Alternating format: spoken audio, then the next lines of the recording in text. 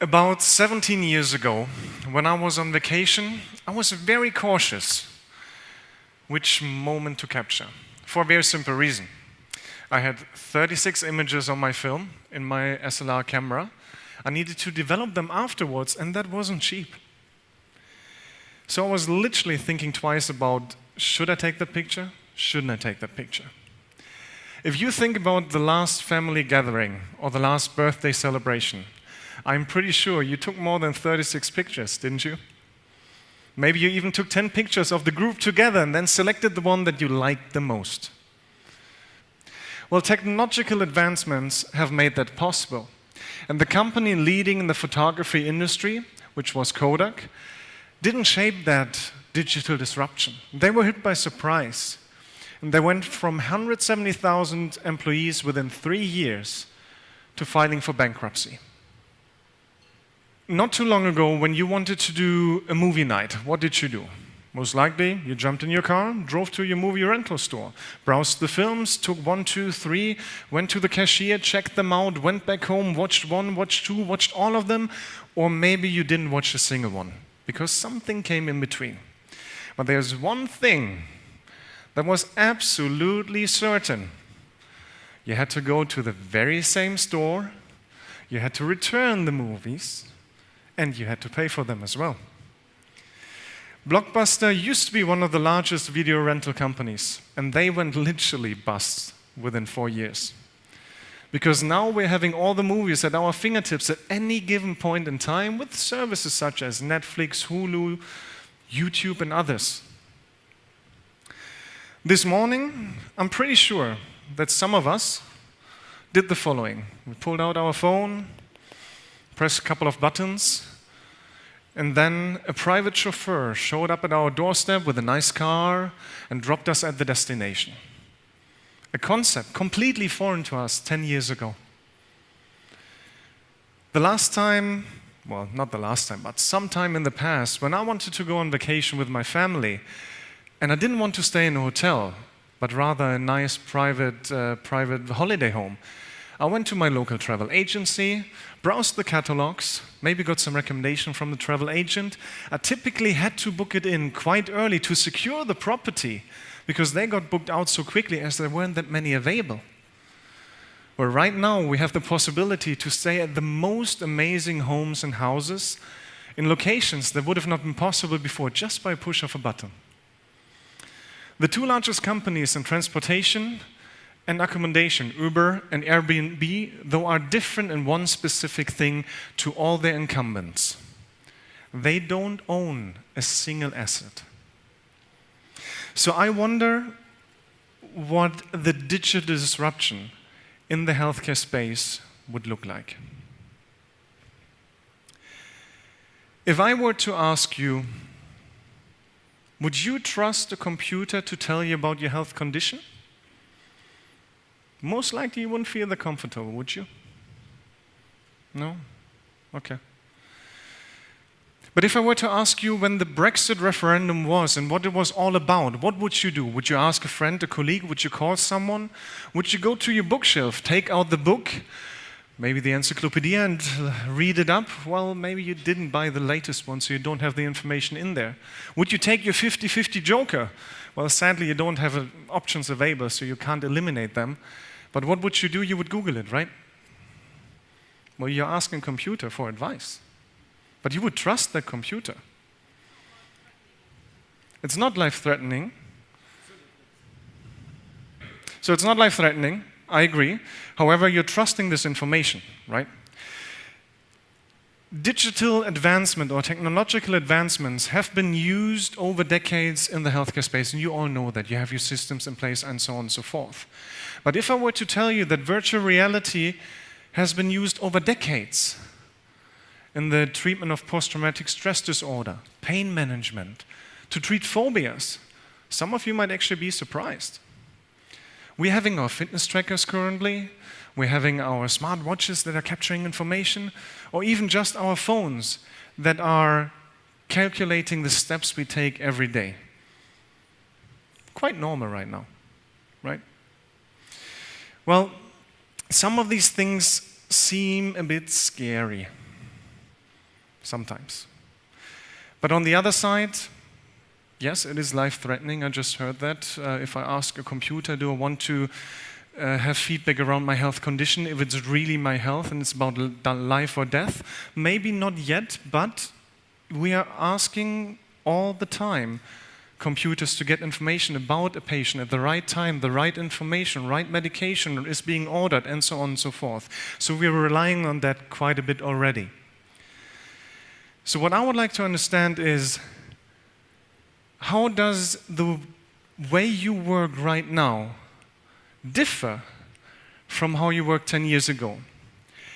Does it differ at all in some areas in the healthcare space? Maybe not. Does it differ slightly or significantly? Or did your job entirely change?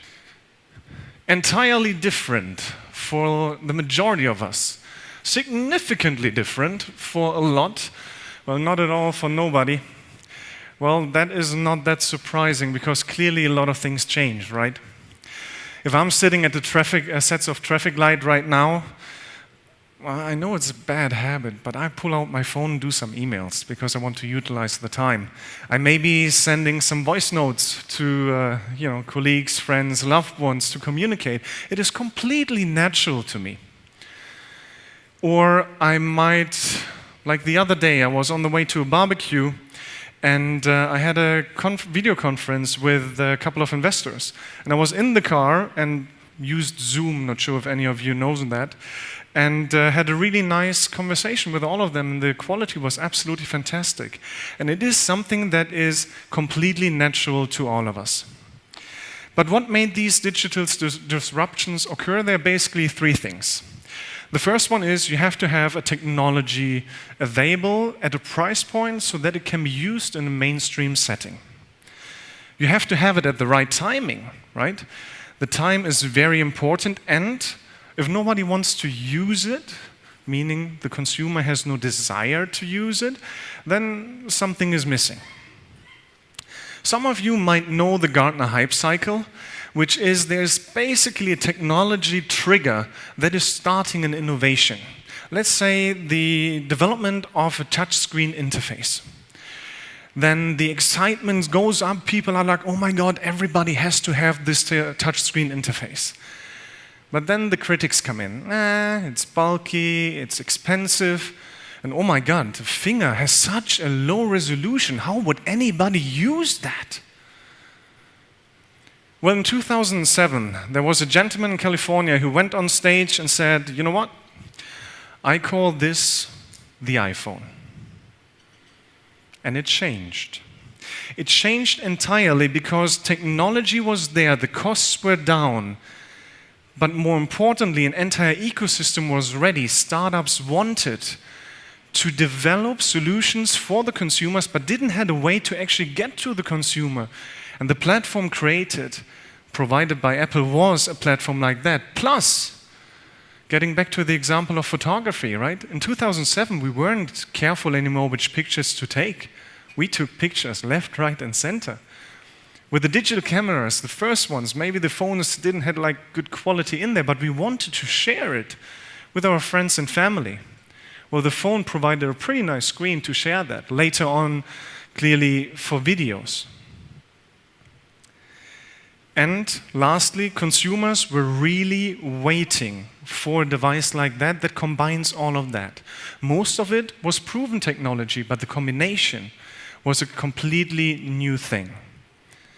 We have to realize that the innovation is progressing at a way faster pace than in the past. Look at your health facilities. How long ago did you have paper? I'm pretty sure, like it was a long time ago, you only had paper.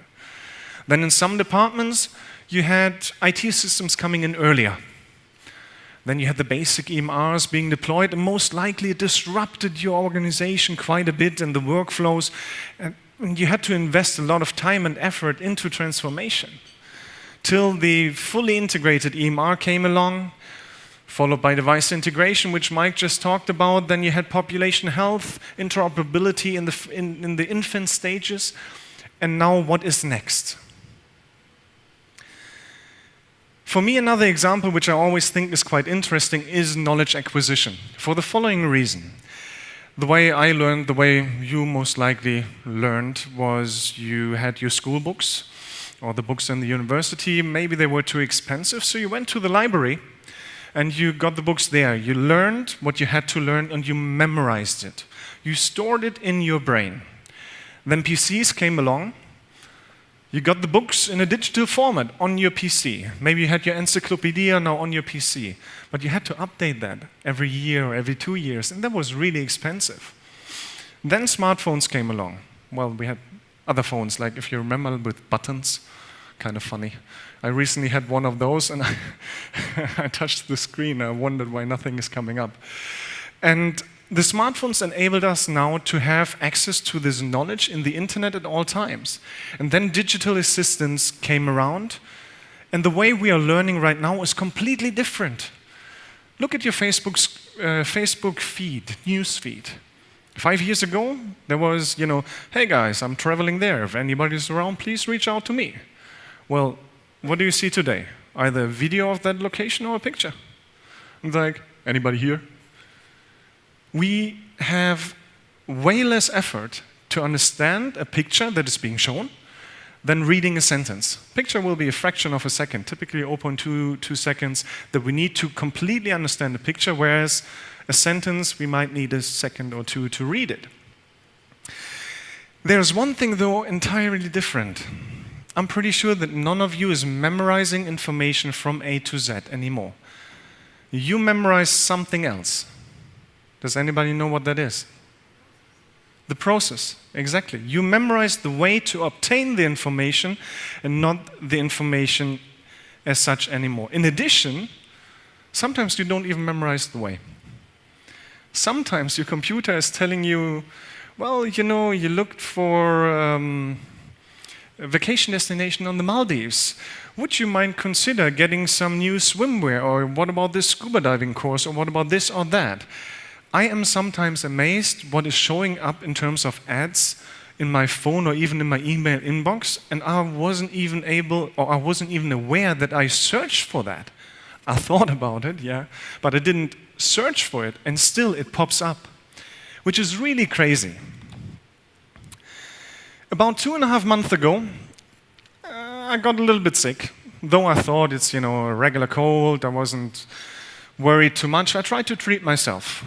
Slept a lot, which is recently a pretty rare occasion. I took my vitamins, drank a lot of water, and somehow it didn't really get better. It got to the point that one afternoon I wanted to get from my bedroom to the bathroom, which isn't that far away, but I had to basically sit down a couple of times. And I thought maybe I really should go to see my doctor, which I then did. What happened when I arrived? Height was checked, weight was checked, blood pressure, pulse, temperature, 39.6, so maybe there's something wrong with me. I wasn't even able to swallow any water, so they also did a swab test, but everything was swollen. They did a swab test, which took about 20 minutes to get the results back. And it turned out to be, quite a drastic bacterial infection, so I was already put on the bed, and, they were figuring out what to give me. The blood test was clearly taken, but it took about an hour till the results came back. Then the doctor came into the room and said, I got your blood test results, and they're not that good. Your C-reactive protein is at 139, plus your fever at 39.6, plus this, plus that. You'll stay here, my friend. I'm like, I got liquid food already. I mean, come on. It's fine. A couple of days later, I recovered, everything went back to normal, and I asked myself the question, is there anything I would have done differently? Besides buying a fever thermometer, which I now have at home, and if I would have used that before, I'm pretty sure I would have known that I had a pretty high fever. But I didn't want to waste my time or the doctor's time with potentially a regular cold. Because why would I go, if I have a regular cold, which comes 3 days, stays 3 days, goes 3 days, to bother a doctor? And sometimes here in the region, you always get antibiotics, even if you have a viral infection. But I didn't want to do that. So there was not necessarily something I could have done entirely different without really knowing that I just had a regular cold. How do you think vital signs will be captured in 10 years' time? Will it be the same way it is right now? Will we maybe have implants or wearables that are capturing that, such as your smartwatch? Will it be clothes that will capture it, or will it just be done magically?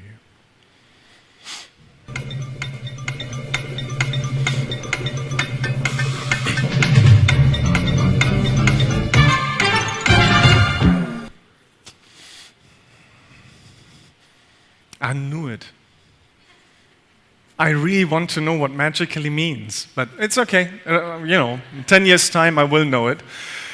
But the one thing that is clear, nobody thinks it will be the same way. And I tend to agree with that. Maybe there will be instances in super rural areas, or you will be on a boat or whatever, where it might be like today, but most likely there will be new technology available. The one thing that we have to understand is there is an emergence of companies in the healthcare space we haven't seen before. We might not have even had these companies around before, but there's one thing they all have in common. What they have in common is a profound consumer experience. They know how to deal with you and with I. How good are we understanding consumers' interests and needs? Yes, we're dealing with patients, absolutely. A patient in the end is a consumer, but we're dealing with a patient typically in some sort of healthcare setting or sick care setting. We're dealing with clinicians, we're dealing with suppliers, medical devices vendors, and so on and so forth. Well, these companies, some of them, used to do something entirely different. Look at Garmin and TomTom. What were they known for before they moved into the healthcare space? Navigation, exactly. Withings? Anybody?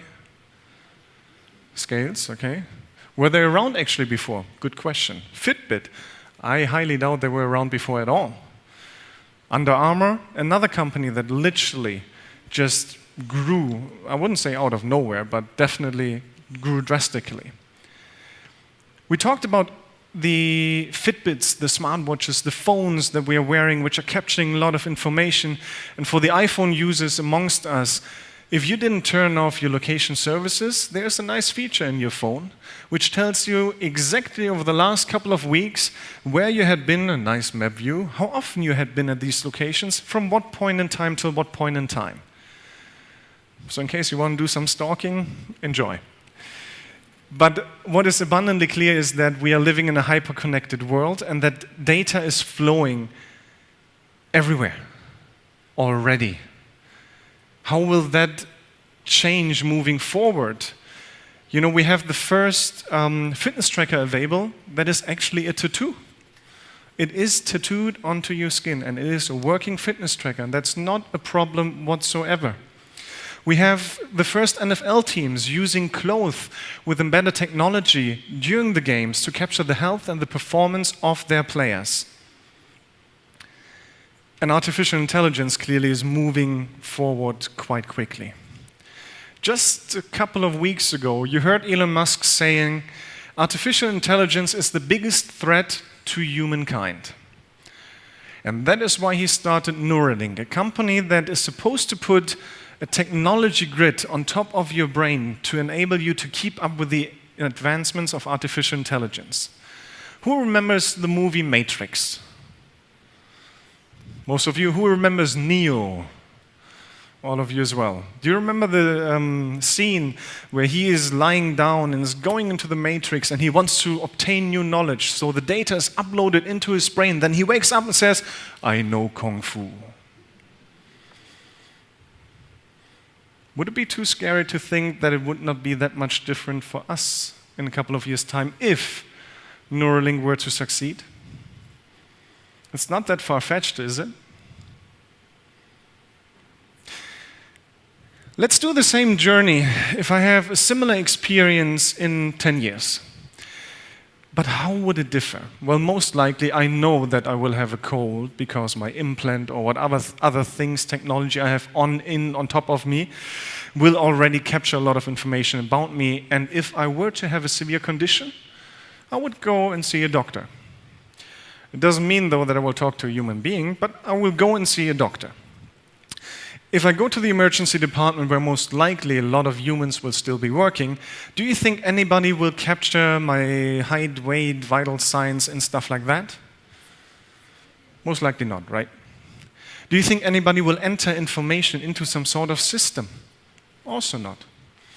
Because the data is captured 24/7 and is available to us at all times, and it's available to also computers at all times that potentially can do some data mining and give recommendations. So there is a lot that will change in that respect. Who of you has used a digital assistant such as Siri or OK Google or Amazon's Echo? Once? Monthly?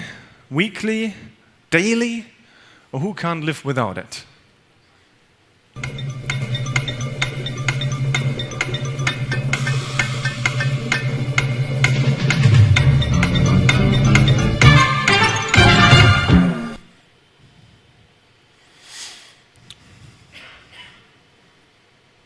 I want to talk to the people that can't live without it.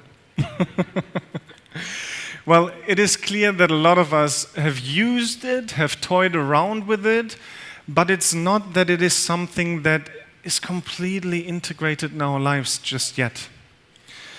Well, if I want to know when Siri was launched, I could potentially take this phone, go onto Google and type it in, and I will get the result. Or, if I not just would have started it and now all the notifications are coming up, I could simply do the following. When were you born, Siri? I don't really have a birthday. My first day as an assistant was October 4th, 2011. Okay. That was quite quick, right?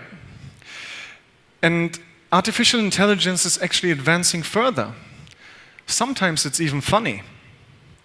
What is 0 divided by 0? Imagine that you have 0 cookies and you split them evenly among 0 friends. How many cookies does each person get? See, it doesn't make sense. And Cookie Monster is sad that there are no cookies. And you are sad that you have no friends.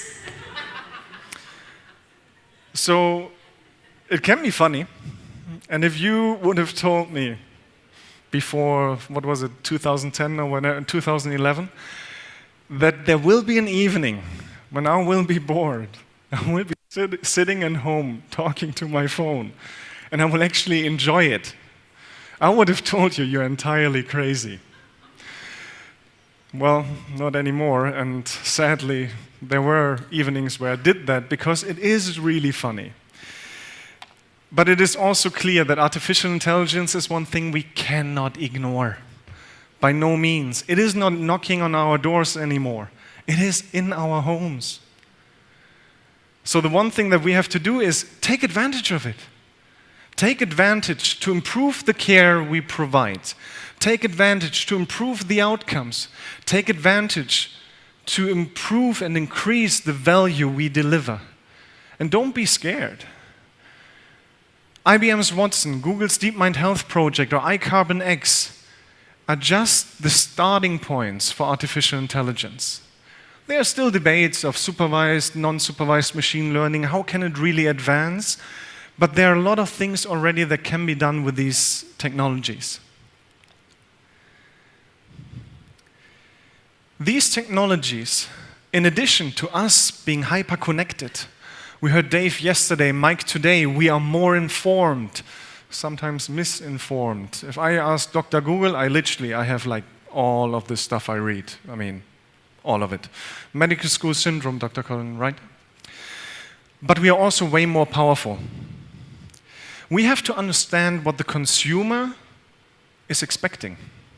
Because again, a lot of care is being provided outside the four walls of a health facility, right? We have to understand what the consumer is expecting, and we have to cater to that. Apple's HealthKit, when it was started, was not necessarily that successful. Why wasn't it successful? Well, because there was another thingy where you had to enter data, which then had to be processed, and it wasn't really linked to all the other stuff, and it was just a burden. And none of us, A, wants a burden, or B, has time for a burden. We want it to be seamlessly integrated into our lives. We don't want it only to be seamlessly integrated. We want only the stuff that we want. We don't want a package with all the baggage on top of it. If I want to have A, C, D, and Z, I will get A, C, D, and Z, and not the entire alphabet. Plus, I want to personalize it afterwards. I don't want it all in white. Maybe I want it in green, blue, purple, and black. Plus, tomorrow, I don't want to have an appointment with a doctor. I want the appointment right now. I'm sick now. I want the appointment now. I don't want to wait. We have a right here and right now economy. And that is something that we have to bear in mind when we provide our services. Getting back to the pictures, you printed them out, right? Some of us still have these nice albums at home where the pictures are in, and sometimes in the evening we sit down with the family and browse through and, oh, do you remember this one? Oh my God, that was fantastic. What do you do now? Well, some pictures are up there. That was quite quick. Instagram is where a lot of pictures are. Facebook is where a lot of pictures are. Documents and files, which we used to have at home, and given that, my German heritage, I always like to archive things properly. I have to admit, the only things that are archived right now are the things I really have to have on paper. Everything else is digital. But the digital stuff is not even on my computer. It's somewhere in the cloud. If there's any newspaper that still is solely relying on paper as the distribution medium, most likely they're already bankrupt. If they didn't change to digital, if they don't have their websites up, their RSS feeds, or provide any sort of app to get the information to their consumers, they would be dead. We are getting our information from Twitter, LinkedIn, websites, apps, feeds, all this good stuff. Or the music industry changed entirely. You used to have LPs, cassettes, CDs, then you had MP3s. You stored them maybe even on your local laptop. Well, right now, most likely you're streaming all of it. You're streaming it from pages such as YouTube, Spotify, iTunes, and others. You're not even having all the songs in your phone anymore. Or the GPS systems I showed earlier, TomTom and Garmin, which are somehow from that field for a very, very long time, now getting into the healthcare space. Nevertheless, what are we using right now? We don't use a GPS system we can put in our car. We even rarely use the GPS systems which are built in. We are using apps such as Google Maps, such as Waze, and the latter is improving every single setting because of all of us, because of the feedback we are providing. That is helping to make the system better. The entire dynamic of a consumer-focused service has already started in healthcare. And it will not take too long till a complete consumerization of health and life will be our daily reality. Technology is advancing. Artificial intelligence is rising. We are already trusting computers to provide us with information. The question is, when do we trust computers to provide us with feedback around our health condition? I don't think it's that far away. And it will not be any different with health. The role of a clinical practitioner will evolve. It will not get eliminated. Sometimes we will be talking to artificial intelligence instead of a doctor. But the clinical practitioners will still be there, just differently. More and more care is already provided outside of the four walls of a health facility, so we need guidance for the consumer, for the patient, to recover more quickly. And as mentioned earlier, we will be way more data rich. Data is already captured at all times, and it will just be more 24/7 about us, about our health condition, about what is happening right now. Everything I talked about is exciting, is scary. Concerning, exciting again, scary again. Data governance, all these things, right? But I can tell you one thing, I can't wait for it to become a reality. Because having it seamlessly integrated in my life is exactly what I want. So the only question I have is, how can we all together shape the face of healthcare for the future? Thank you.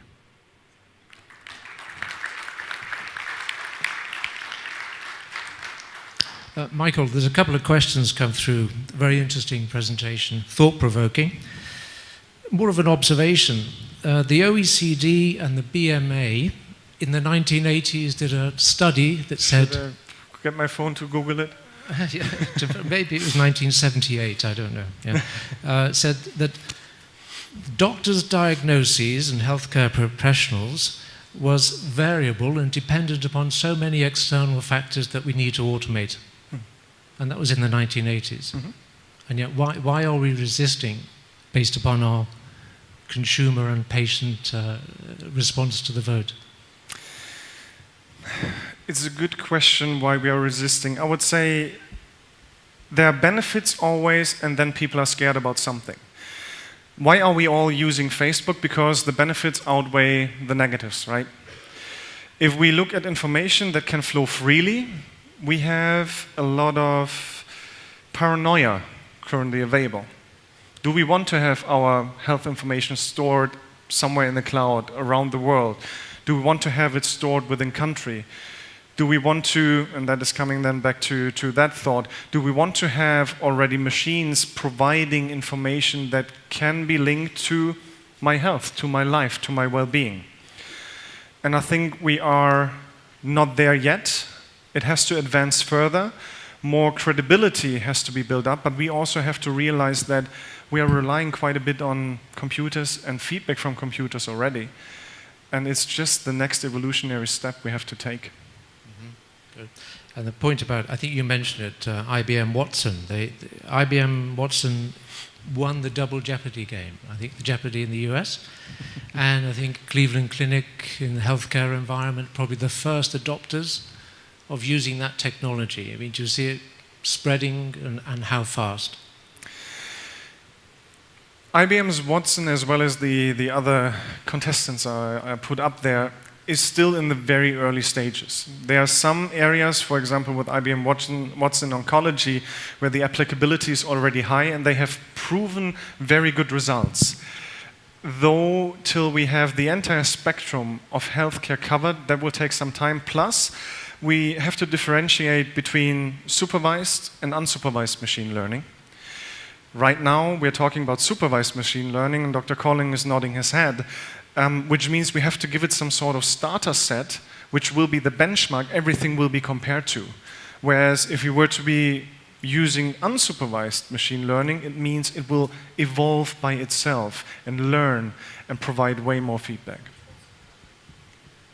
So within Saha, we actually have IBM Watson. We're trialing it in TOAM against oncology patients, and we have really good, satisfactory results. We've entered previous data from patients and matched it up against what physicians have done, and the results are very, very good. So as an augmentation to current ways of prescribing oncology, it's been very successful. I don't think we're ready to let it run on its own yet, but it's becoming more mainstream. And that is fantastic. And clearly you're leading the way in the artificial intelligence race there. I'm curious to understand what your next projects are. What are the next areas where you will roll it out? And Dr. Collins said some things are still limited.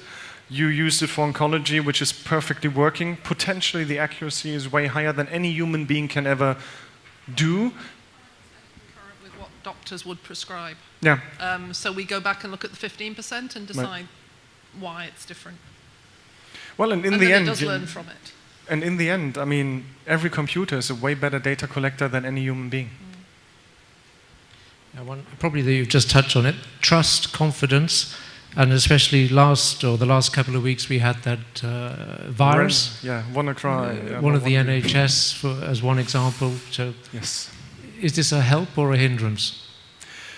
I would say it's a hindrance at this point in time because the security measures are not in place, the governance structures are not established, and all of that playing together is creating fear. Rightfully so, but it is inevitable. We have to get the foundation right, and then we will move forward. If we look into the area of blockchain, for example, blockchain is a great thought. Is it something that we will use in healthcare for reimbursements in the next 2-3 years? Most likely not. But maybe there will be a point in time where we use it. Definitely we will not have regular currencies in 10 years, in 15, 20 years' time. It will be some sort of virtual currency. I'm pretty sure about that.